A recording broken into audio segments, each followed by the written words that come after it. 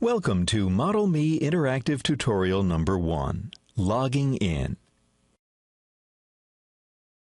When we first run the software, a login dialog box will open.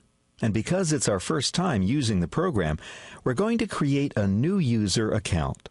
So let's click on New Account.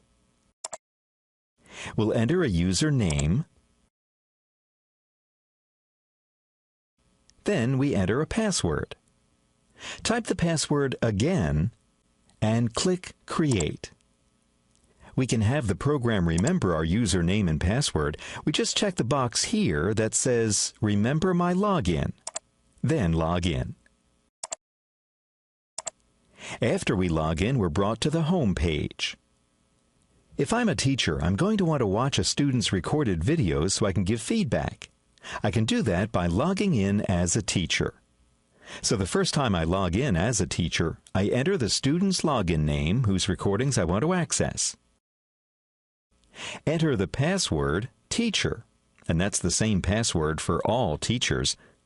Check the box Log in as teacher, log in. I can change the teacher password and create a unique password.